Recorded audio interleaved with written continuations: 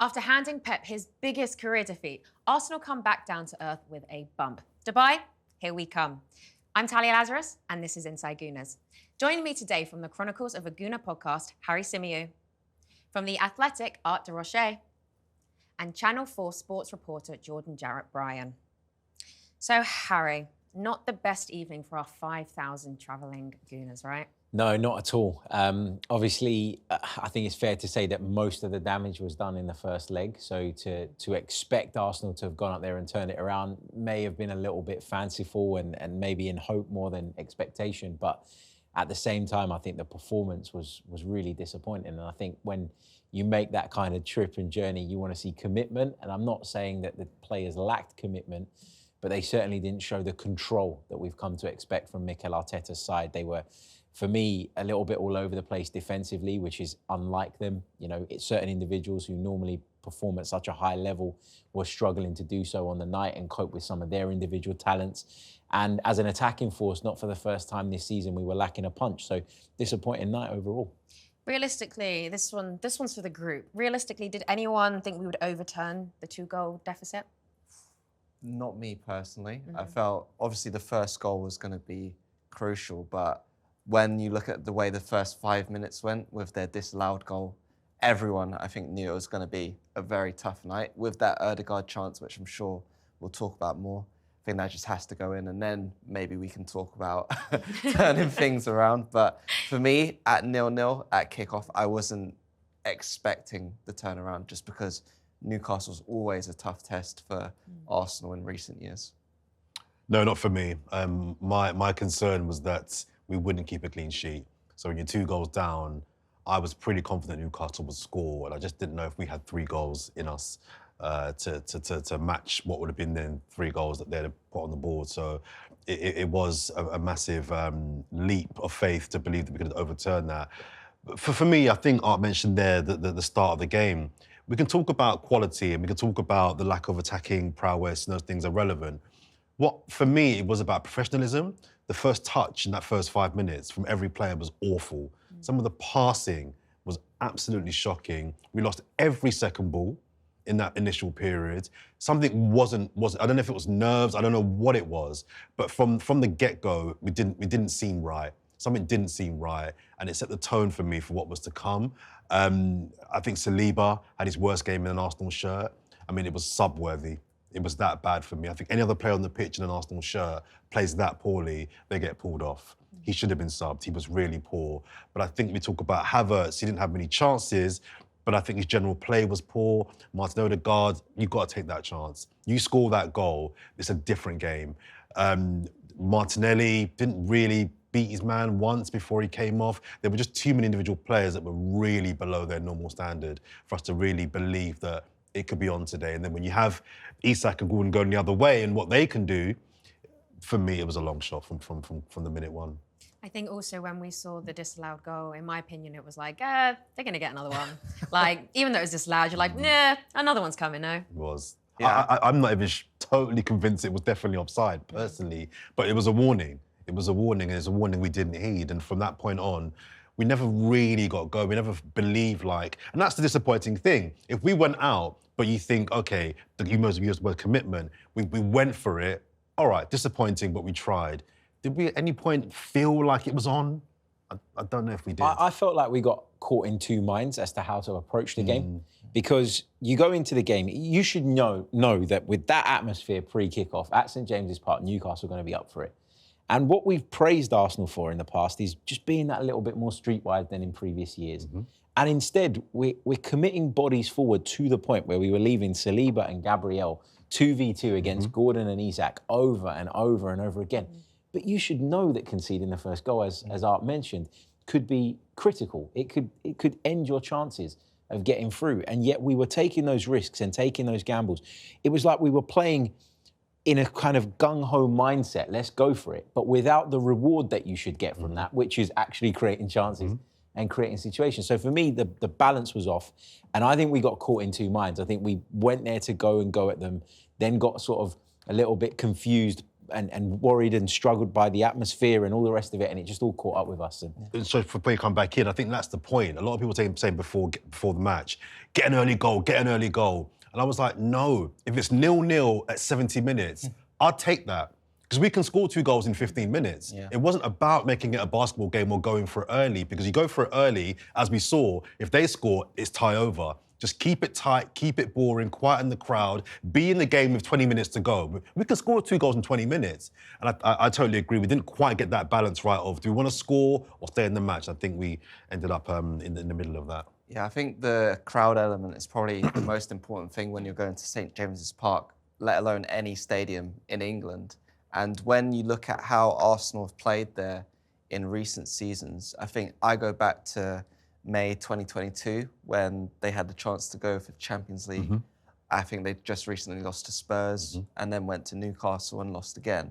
In that game, the first 5 minutes is almost like a carbon copy of last night, where Newcastle, their fans and players were just so aggressive that Arsenal were quite frazzled. And it just felt like a repeat of that, really. And once you're that frazzled, it's hard to get the control that Harry mentioned right at the top of the show. And I think that's where you kind of start second-guessing yourself, thinking a bit too much about the way you're approaching the game. And from there, I don't think it's a good recipe.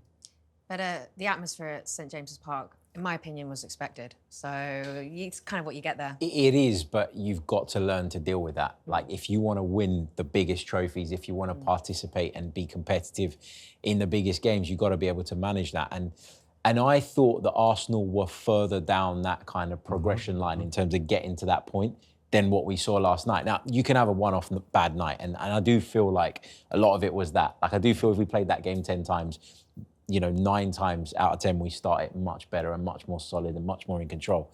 But you got to cope with that. That's part and parcel of football. And it just felt like the combination of the crowd not really knowing what the right balance was, and maybe being a bit surprised by how forward-thinking Newcastle were in the early stages and how aggressive Gordon and Isak were in terms of going on the shoulders of our 2 centre-halves. I just thought all of that combined just... I don't know, you've got to move on. But to me, it's more than St James's Park. It's Newcastle. Arteta's record against Newcastle is not great anyhow. He needs to work out a way of playing Newcastle, whether it's home or away, because they were good at the Emirates as well. He needs to find a way to deal with Isak in a way that he seems to have found a way to deal with Haaland. Isak seems to be he's a top player, cool. But so is Haaland. But the tactics that he employs to make sure that he doesn't have much of the ball and has minimal impact works on him. He's got to do the same thing now with Newcastle and Isak. Well, then speaking of Isak, we struggled to deal with him, didn't we? But why? Yeah, I think my big takeaway is his movement. When you see, say, if you're sitting at the press box in the Emirates, you've got a really good view of the opposition striker for most of the game. And that day, he was dropping into midfield in the first half, nobody around him. Centre-backs didn't want to go with him. Midfielders didn't want to kind of drop back and fill that space. Then in the second half, he does the exact same, and it results in Gordon's goal from his shot. I think yesterday, his movement again was really smart in terms of, I guess, being on Saliba's shoulder and being almost a ghost, really. Just ghosting Saliba and then picking the moment to go in front of him.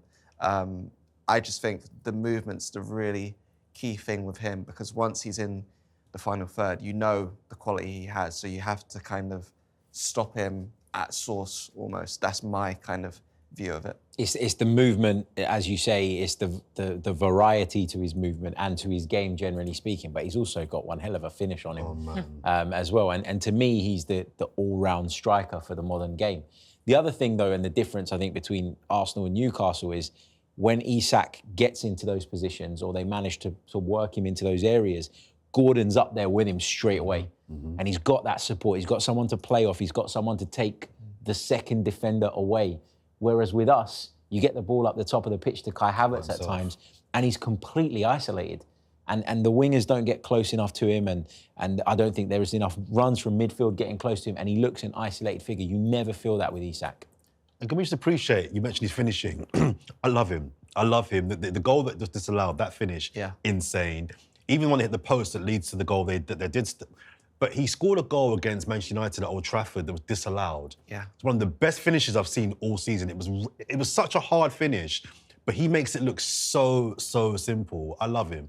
Honestly, he's a throwback to finishers that have a range in their armory, and just I love him. I talk about him all day. Just so good. Just on this, because I love him as well, and I think what really draws me to him is he reminds me of Wenger-type strikers. Yeah. So Kanu, Anelka, Henry, Adebayor, even tall but can move, can pass, can combine, can do a bit of everything, but to a really high standard.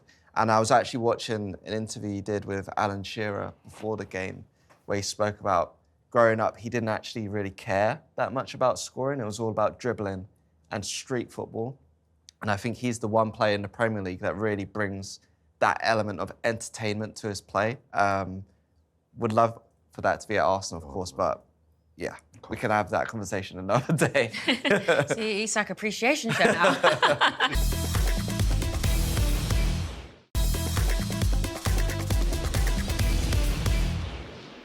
So let's move on to our players, and let's go back to Martin Odegaard. His performance seemed to dip after the miss, didn't he?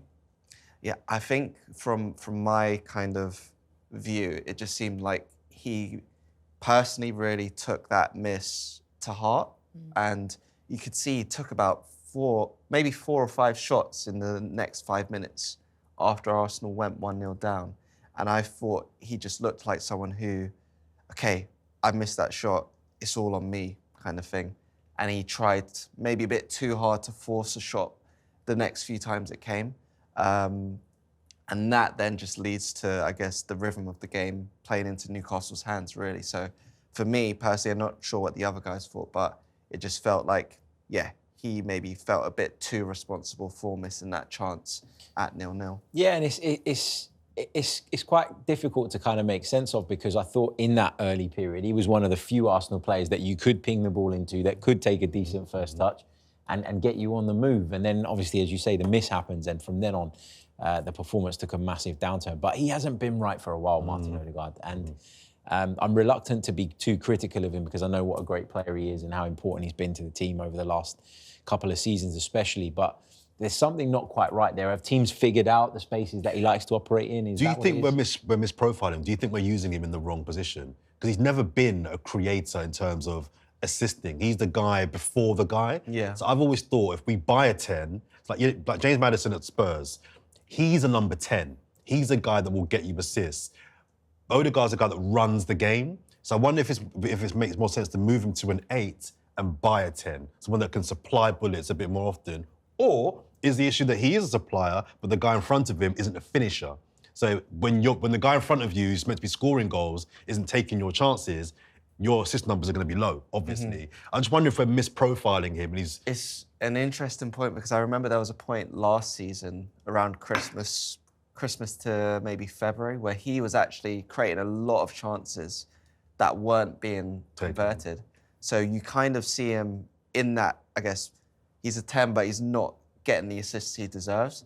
This season, I think you're probably looking at him more in that 8 kind of role, but when you take Saka away from him, who's his main kind of, I guess, the guy he combines with the most, I think you're then seeing the effects of that as well, because you're not having someone who can just play off the cuff without thinking. Everything has to be thought about a little bit more, I guess. And I think his natural game is more suited to that of a number 8. But then when you have someone else in the front three that isn't there to score those goals, you're just going to get a massive hit, I guess, with that. I think we often underestimate as well how important familiarity is between players on the pitch.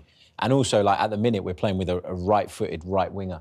So that player, whether it's Martinelli or Trossard, most of the time, I know Nwaneri's played there a bit as well, but they want to go on the outside. Whereas Saka's first thought when he receives the ball is, I'm going to come inside, and how can I work it into Odegaard and we can work together?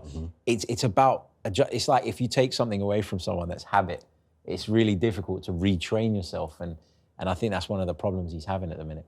Hey, look, well, Martin Odegaard might be in Dubai tonight, tomorrow. I don't know when they're flying, but, he'll come back a changed man, hopefully. Hope so. So now let's move on to David Raya. He also had a rare moment of madness, didn't he? Yeah, it was weird because he doesn't do that. And I wonder if that kind of is symptomatic of the pressure that the whole team are feeling. You're making decisions that you don't normally make. It was a really, I've heard Jamie Carragher, going crazy about these things about goalkeepers making straight line passes out. And it was that. And that's not normally what he does. So it was unusual behaviour from David Raya. Look, it's a bad piece of play, but I don't think it was any worse than anybody else's single worst. They all had a collective bad day, but it's disappointing that he made what was a brilliant save, I thought, on Sunday. People talk about the one that was from the corner that was brilliant. I thought the one he made after that, the one down low, was a better save because he can't see it deflected. So we've seen him at his best on the weekend. This was a poor game for him at his worst. Yeah, I think he's just made a bad decision in that instance. I've watched it back over and over again because I'm a bit sad like that. But No, don't say that. what I can see in that scenario is that I think David Raya believes that Declan Rice is coming to show for the ball, and he's not. Watch it back again and look really, really closely. Fabian Schär is going to press. He wants to get beyond Rice, and Rice's movement is not to come short for the goalkeeper, it's to try and block Fabian Schär's run. And then when he receives the ball, he's off balance, he can't bring it under control, he can't protect it either because he's off balance, and that's what happens. It's actually a carbon copy of the first goal we scored on Sunday. Yeah, I was It's the same goal we scored on Sunday. Rice again involved for better reasons then. But yeah, I didn't thought of it like that. Because I was looking at Schär as well, and I just thought he's done a Rice on Rice. And it was, again, Rice has done that against Man City on Sunday, but he did it a few times against them last season as well. So I know Eddie Howe, Jason Tindall, they're really smart coaches, so they've probably seen that and thought, okay, well, if Arsenal try and build out that way, we know one of the ways we could try and hurt them, and it kind of worked. I can't believe I'm going to have to now bring up an injury. Again, I wanted to stop saying this, but Martinelli went off injured. Hopefully it's nothing serious, but it could also be a really big problem, couldn't it?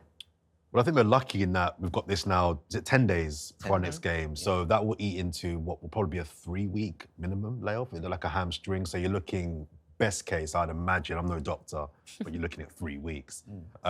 So it's not great. He's not been playing particularly amazingly well this season, in my opinion, but it's another body in a part of the pitch where we're light, which we're gonna definitely feel. Yeah, I felt like in the, time that Saka's been injured, he's actually been one of the players that has stepped up a bit. And that's mostly been because he's been able to play off the right. I think Newcastle wasn't his best game off the right because he didn't beat his man, but he's shown an ability to be, decisive in the final third that wasn't there earlier in the season, which is why his season hasn't been amazing as a whole. But when you look at his contributions over the last six weeks or so, he's been better. I think he's really stepped up. So has Trossard as well. So it's a really massive blow, I feel. Thankfully, as Jordan said, there is that 10-day break before the Leicester game where hopefully Wanyeri can get a bit more rhythm because obviously he's just come back from his injury as well. The problem is that obviously we've just seen the transfer window close and Arsenal didn't go and reinforce the attack. And those people that were extra critical of that, and look, I think we all agreed that we needed something, we didn't get it. I know a lot of people were of the mindset that, it's okay, but that conversation, which I'm sure we'll have later in more depth, is just going to keep rumbling on every time a player goes down injured and we're short of numbers. So now I'm ready to boost up the energy in this room, and let's talk about that stunning win against Man City on Sunday. How cathartic was it to deliver Pep's City their biggest defeat? Well, so I was there not in a work capacity. Can I just say, everyone's smiling now. That easy. It was so easy. Now you can continue. What have you been doing for the last half an hour? Come on, guys, I want to see those teeth. So yeah, I wasn't there in a work capacity. And I'd just say the fact that both Ethan and Miles scored, I think made it 100% better than it could have been, even if they won 5-1 and the goal scorers have been different. For those two to be involved, I think is something that Arsenal fans have probably been waiting for all season. Actually, longer than that. I'd say maybe 2 years even. And for their goals to come in the fashion they did, Miles is off his right foot after making a run into the box. And then Ethan, that signature finish that everyone's getting used to now.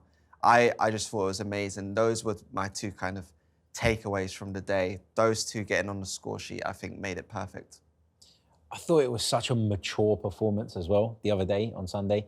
And that's why I was really disappointed with the lack of maturity shown at Newcastle. Because in that game, we go out there and it was very clear that we knew when it was right to press and when it was right to try and win the ball high up the pitch. But we also knew at certain points that we needed to get back behind the ball and in our shape. And having that ability to read and understand the game as it unfolds, I think is really, really important for a top level team. And I saw so much of that on Sunday. The goals were amazing. I loved them. Obviously, the youngsters, as you mentioned, scoring was amazing. I really enjoyed Kai Havertz's goal as well because of the stick he was getting at half-time for the chance that he missed in the first half. But yeah, it was just an all-round great performance, and you did make us smile by bringing that up. So yeah, can we just talk about this for the rest of the We can. I want to hear some positivity now. Go on. No, I'll go. I think when you beat the champions, whether they are 5-1, that is a signature statement win that, you know, you can brag about that for years to come. We beat the champions of England, albeit outgoing champions, 5-1. It's huge. And what was really joyous for me was that at 3-1, I was working the game. I really wanted a 5 or a 6 because I knew we could. But also, when Arsenal were at their worst, City, Chelsea, Liverpool, even United would rinse us. When we were at our worst and they weren't on top, they would smash us. So for me, to see City going through a difficult period, it was really important for me to see Arsenal not just beat them, but batter them, really beat them. Because City have beaten us 5-6 a few times within the last decade. So I really wanted us to really not just win the game, but finish them and make a statement. I will just say, I'm still smiling, but I was... Say it with a smile. With a smile. I was concerned in the first half in that I don't think we played that well. And although they weren't penetrating us, giving them the ball for large parts for me was a little bit concerning because the one thing City want are touches. They want the ball. Now they're going through a crisis, whatever they're going through, so they couldn't, you know, turn into anything. But I was a little bit like, why are we sitting back? Second goal onwards, we were in control, we blitzed it. But the first half, I didn't think was as good from our point of view as is being made out or as it should have been. I was a bit worried that we sat off and I didn't understand why we were doing that. Yeah, the guys I was watching with, we were quite confused by the respect Arsenal were giving Manchester City because it got to 5-1 in the end, but it could have got there Half-time. a lot earlier. Especially when we talk about the first 5 minutes in the Newcastle game, the first 5 minutes in the Man City game are completely different. And I think, yeah, once you kind of have that momentum, you have to smell blood. And they didn't quite smell it until later on. I kind of disagree a little bit on that. Like, I get what you guys are saying. Like, it did feel like, you know, at the end of the first half, especially, we dropped off. And then when they equalised, you're starting to think, why didn't we go that little bit further to try and put it to bed? But I felt it was like, I thought it was maturity on show. Like, I thought Arsenal recognised, like, you know, we can't keep this press up and this energy level up. We've been playing every 3 days for God knows how long. We can't keep this up for the entire 45. So we're recognising here that we've got our noses in front. Now we can play on the break a little bit and play a little bit differently. So I get what you guys are saying, because it would have been nice to just put it to bed early and not have the drama of conceding an equaliser and all the rest of it. But I took encouragement from the way we managed the game. I just feel that in another world, the second goal we get, which was luck, because Phil Foden made a really bad pass. If that goal doesn't happen, it's 1-1. I think we probably still win the game, but it's a closer game. So I think the fact that we scored the second goal so fast after their equaliser, I think that broke them. That finished them. But if that goal doesn't happen, the momentum was pretty much with them. And although City aren't great, there's still quality on that pitch. And I don't think you want to have them in a game. I think the second goal broke them and they were like, oh, you know what, it's done. Do you know what I mean? But I think if that second goal doesn't happen, I don't know I don't think it finishes 5-1. So how do you think Mikel Arteta's pep talk went at half-time? It wasn't great, clearly. To change the dynamic then, what do you think he was saying? I don't know. I feel it was more a case of Arsenal responding to the equaliser rather than them going out and thinking, OK, we're going to do exactly what we've done for the last kind of half an hour, just carbon copy of that. On the whole game, I just think what was really different was the fact that they scored so early. When we look at Arsenal's first title charge, so the 22-23 season, a lot of that was marked by goals in the first 15 minutes. I mean, against Liverpool, they scored inside, 5 30 seconds, something like that with Gabriel Martinelli. And we just haven't seen that at all this season. And I think that's probably one of the things I'd try and take into the kind of last couple of months of the season, really trying to go for it early. And then you can kind of manage the game how you see fit, rather than being in a situation where you're looking at the 45 minutes and thinking, wait, still 0-0. What are we doing here? So that's kind of where I'd kind of look at things. Yeah, I agree with that. I think it'd be nice if you could put games to bed nicer than just have that bit of peace and sort of control as we keep talking about. But it feels like a lot of this season we've been chasing goals late on and chasing our tails a little bit. And ultimately, you're not always going to dig out that 90th minute winner or late winner. So you can find yourself falling short as a result.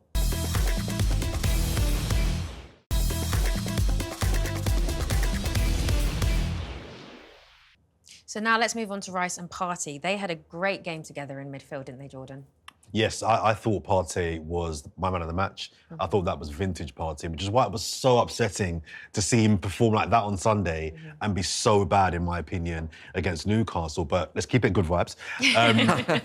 That was the Partey that I love. Aggressive, really brave on the ball, spinning players. They were on his back and he was getting, get off me. He got a goal, it was deflected, but I think it deflected, but a good finish. He just controlled that midfield. And if there's one thing as a midfielder you should take pride in against the Man City team is, I controlled the midfield today. There's not many times you can say that against the Man City midfield. I just thought he was everything that we've needed in that kind of position for so many years. And I think he's been I think it's arguable between him and David Raya of our player of the season so far, in my view. I'd probably just give it to him because he's been playing out of position a lot as well this season, which I think should be factored in too. But I just thought he was brilliant. Declan Rice for me was his usual consistent, solid self, but I thought Partey was particularly just dynamic, but aggressive, intelligent, and really mature. I loved his performance. I feel like Rice had a bit of a struggle at the start of the season, and it happened to a lot of players that were involved deep into the Euros. So it's understandable, but I feel like in the last few weeks, he's really clicked back into top level and the Declan Rice that we became used to.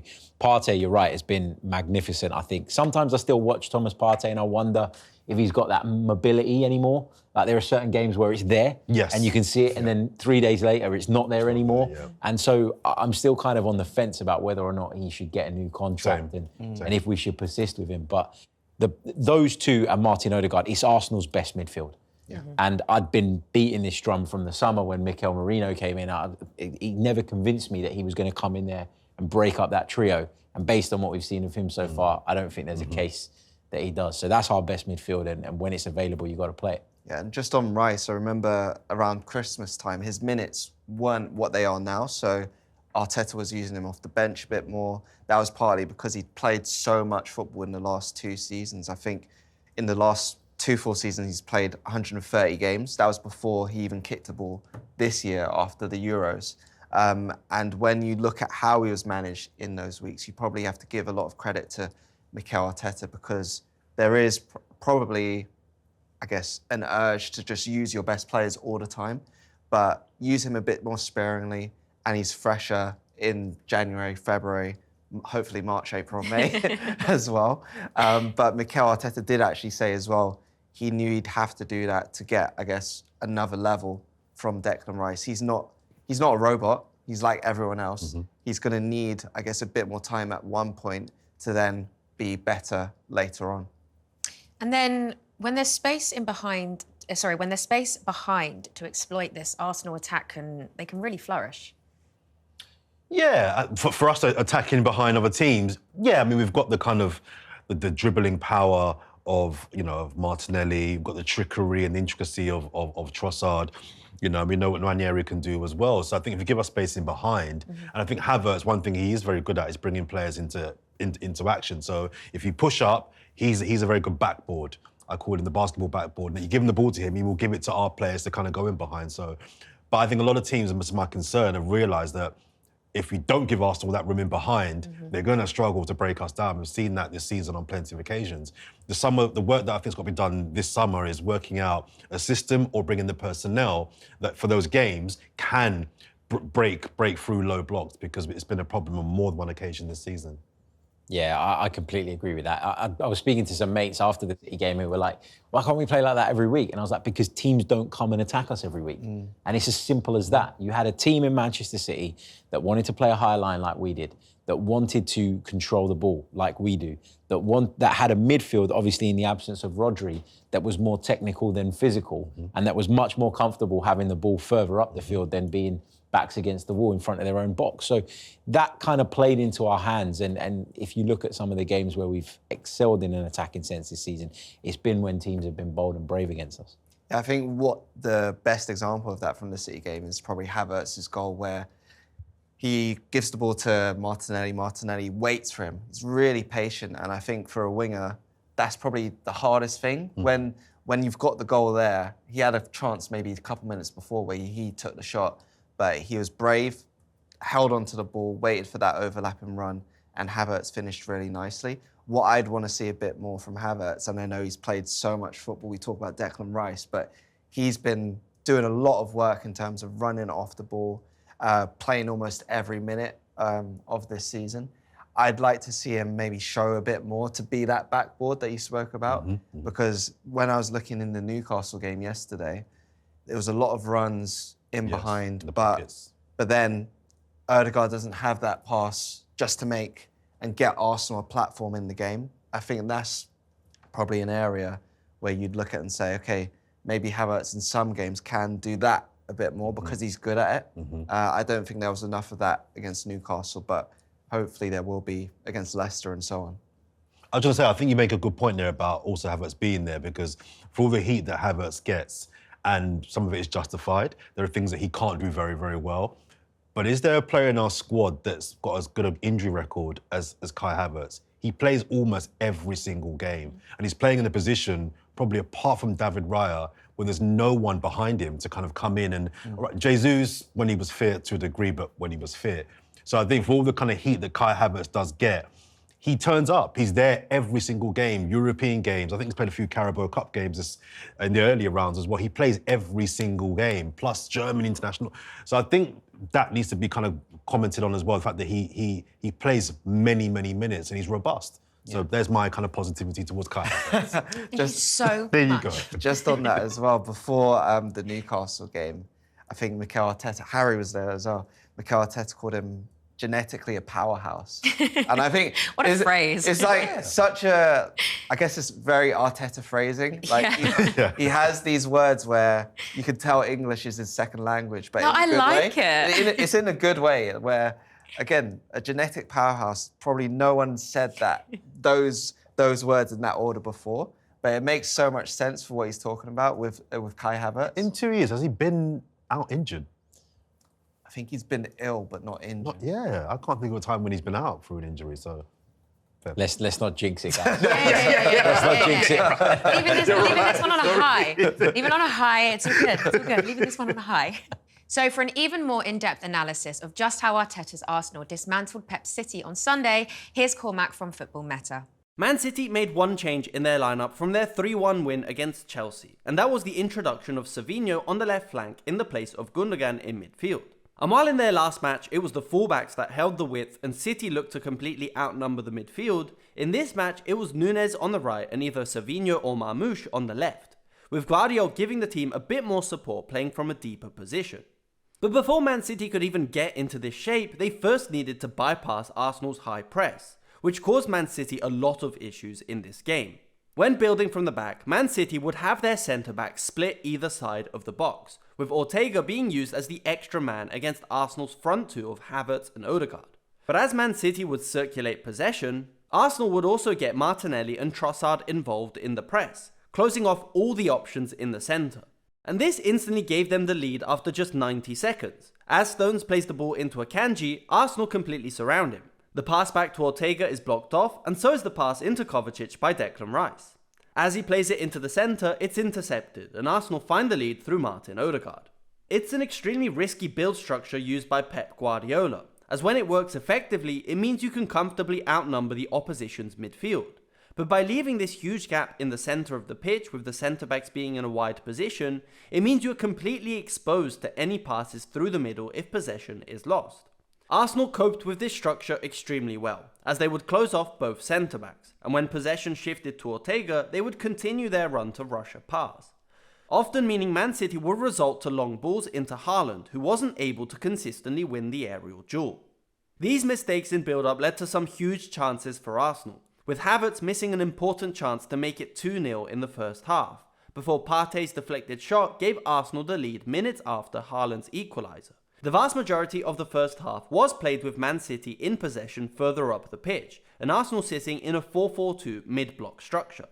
From a position like this, Guardiola deployed the 3-1-3-3 structure used by Cruyff, with Kovacic as the holding midfielder and Bernardo Silva, Foden and Marmoush between the lines. And while on paper this shape could outnumber Arsenal's midfield when either winger pushed forward to close down the back line, the other three players would shift over to ensure there were no passes through the middle. And if a player did receive the ball, then one of the centre-backs would break the defensive line to close down the player in this position. This resulted in Man City's attacking line being pretty toothless, especially in the first half, with the only real chance coming from Marmoush with a long-range effort from outside the box, or Gvardiol's header from the corner. As Man City pushed further and further up the pitch, Arsenal would get all their players behind the ball, shifting into a low-block structure. Man City would adopt a much more aggressive shape in possession, with Akanji and Gvardiol pushing forward and forming a line of three with Kovacic, with Stones being the last line of defence. But again, because of this compact shape in the middle, it made it extremely difficult for City to progress centrally, and would resort to crosses into the box, where Saliba and Gabriel were able to keep Haaland quiet, except for City's only goal of the night, with Symeou cutting nicely from the left flank and finding Haaland on the back post. But the draw didn't last for long, and Partey put Arsenal ahead once again. And it was as Man City started to push further and further up the pitch that they started to expose their defensive line more often, with the fullbacks being extremely high up the pitch and leaving Arsenal a lot of space to run into, eventually leading to Havertz's goal to make it 4-1. But Lewis Skelly's goal to make it 3-1 highlighted how Arsenal had some really interesting ideas of their own in possession, and caused Man City a lot of issues with their fluid rotations.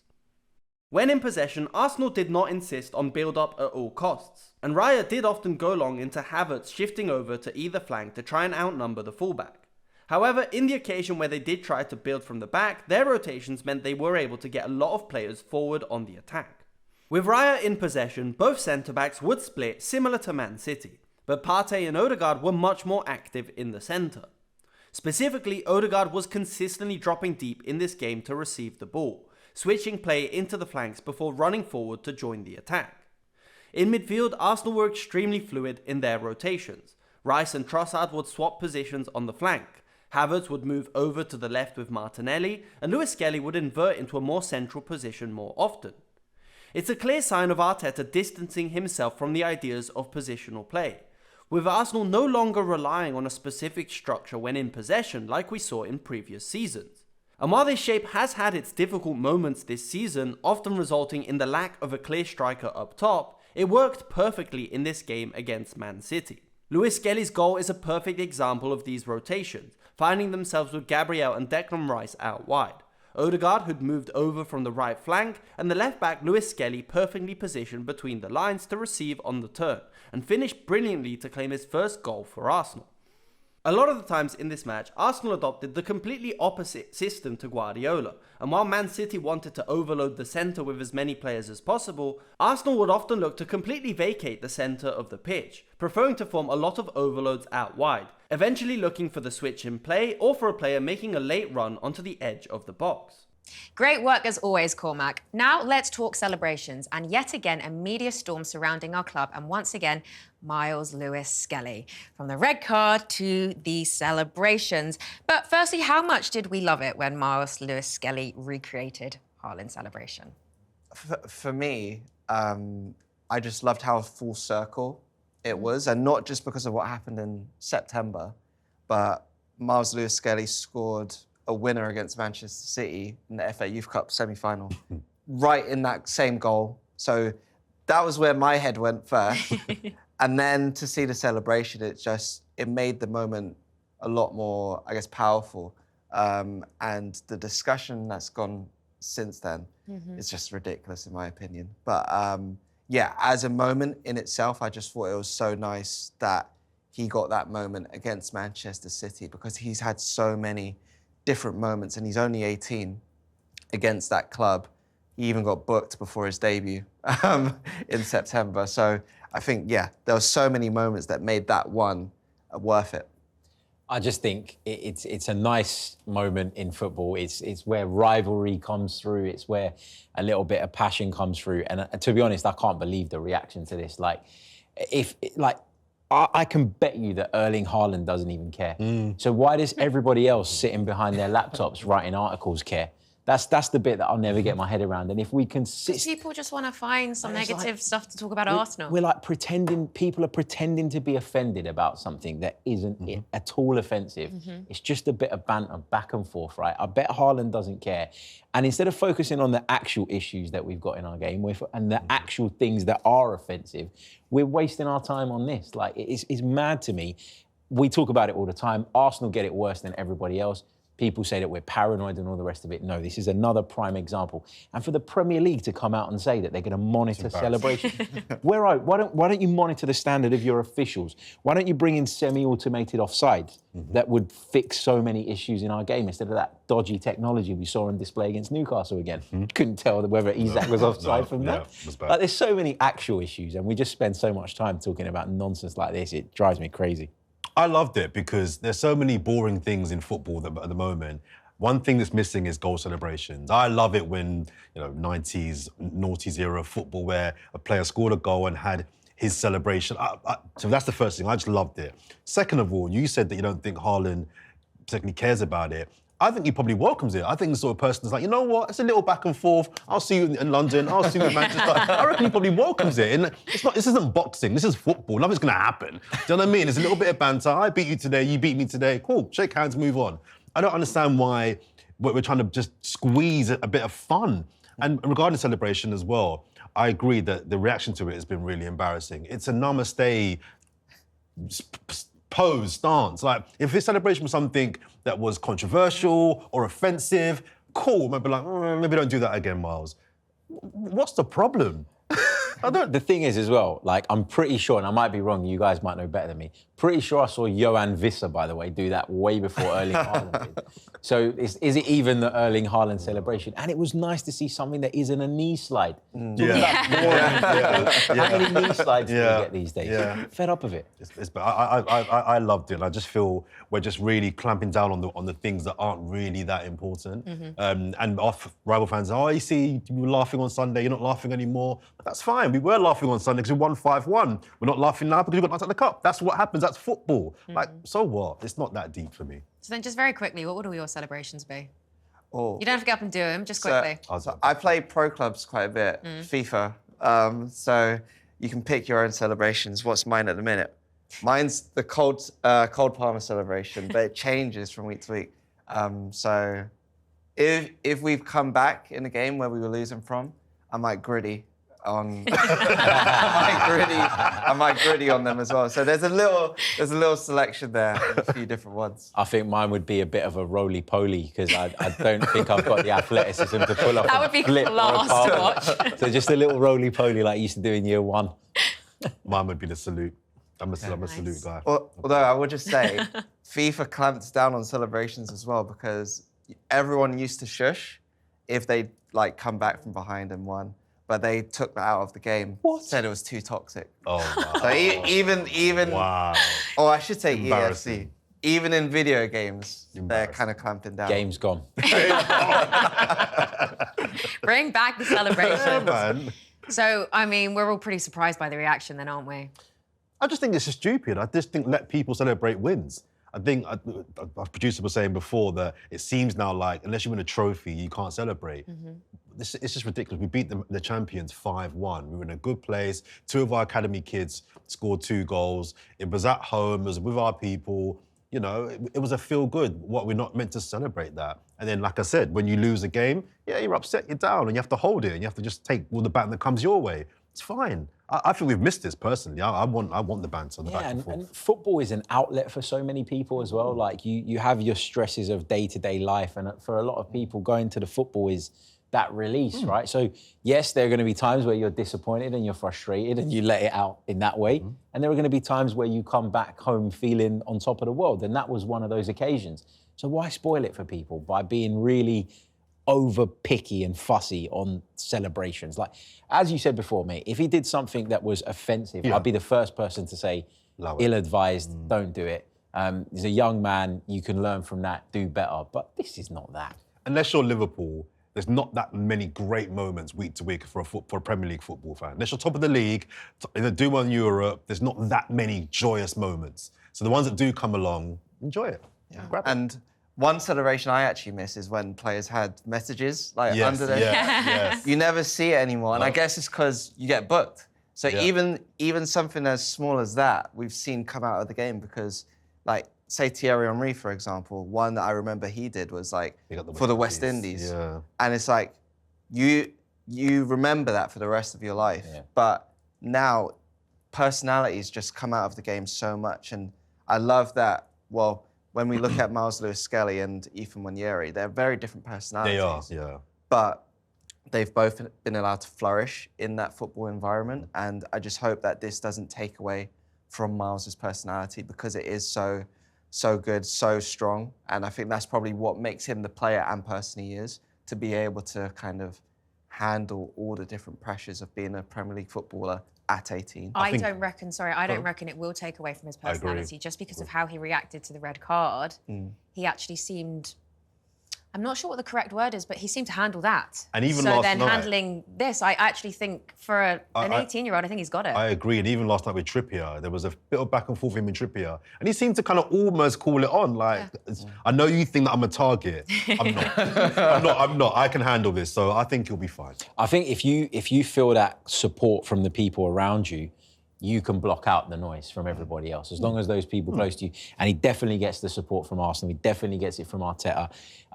We spoke to William Saliba after the Man City game in the radio interviews, and he was like in awe of Lewis-Skelly.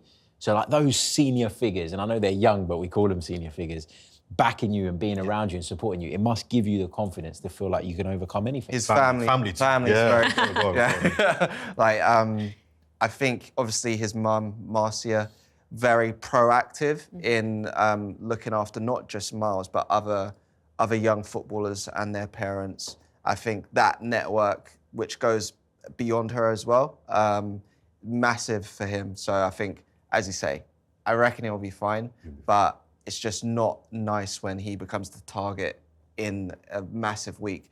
2 weeks in a row, I think for that to happen to an 18-year-old, even if you be able to handle it, I think it's probably something that everyone on a wider scale needs to look at and kind of reflect on themselves, because I don't think anyone would like to be put in that situation. Now it's time for a competition for a chance to win this 2012-2014 home shirt. There you go. Can you guess who's on the back? Is it Santi Cazorla, Mikel Arteta, or Theo Walcott? Comment your choice below, and if you're correct, you could win the shirt.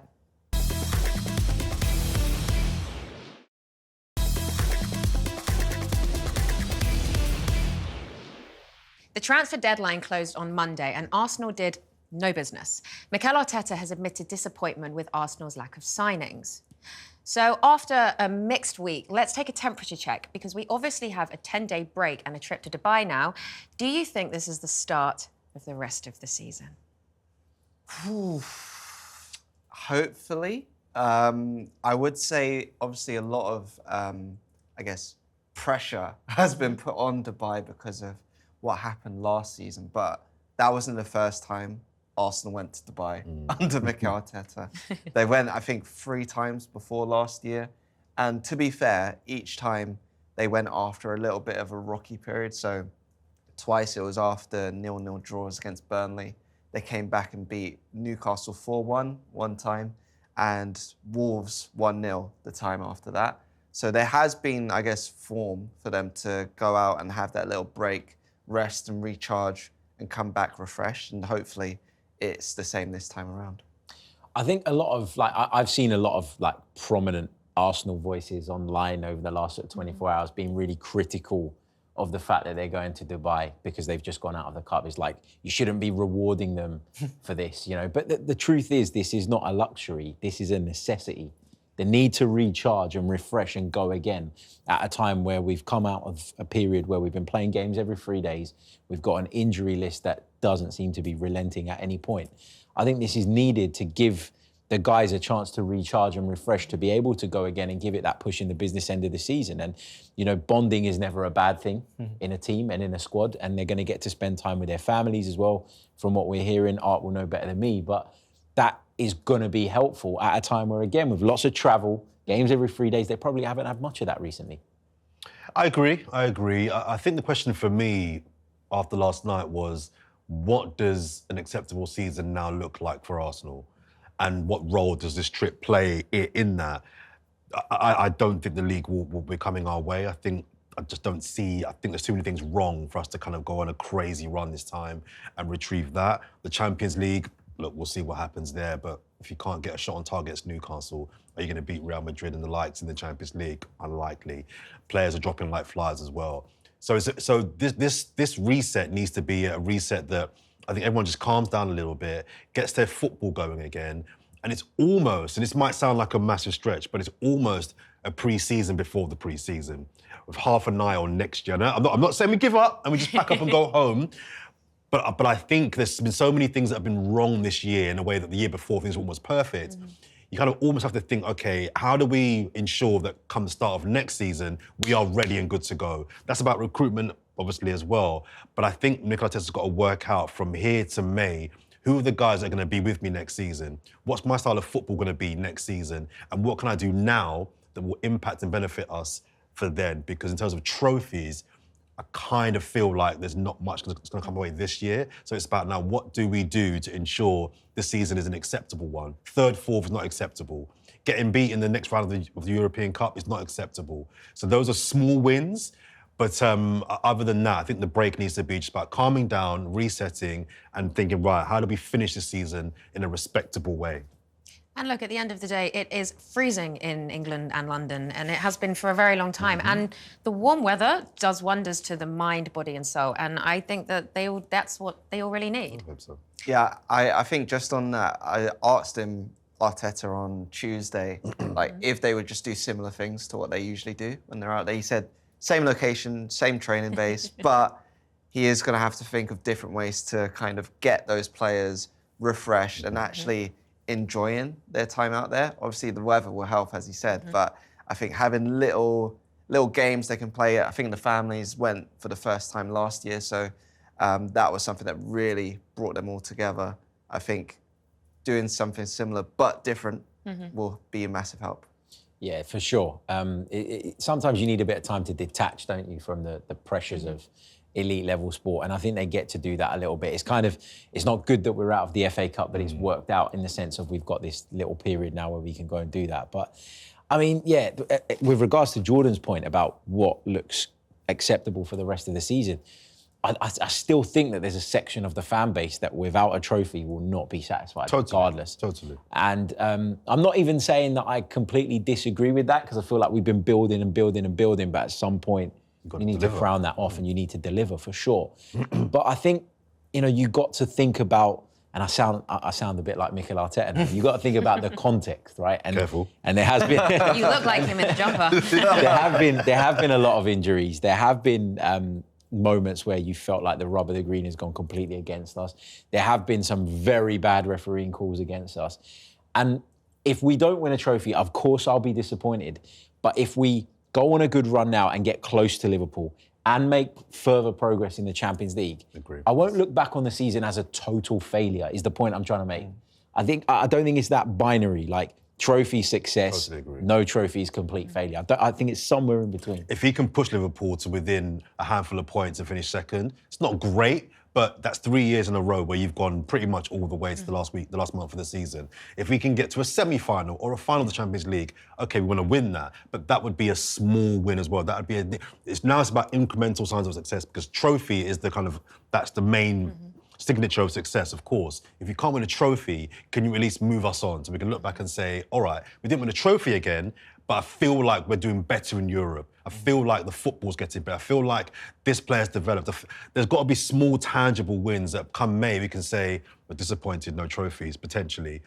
But at least I can see some small wins. It's the jumper and the hair, Harry. You are exuding Arsenal and exuding Mikel Arteta today. Channeling your inner. Oh, really? He's channeling it. He's channeling it. So, finally, Liverpool are going to Everton. How big of a blow will this be if they win that?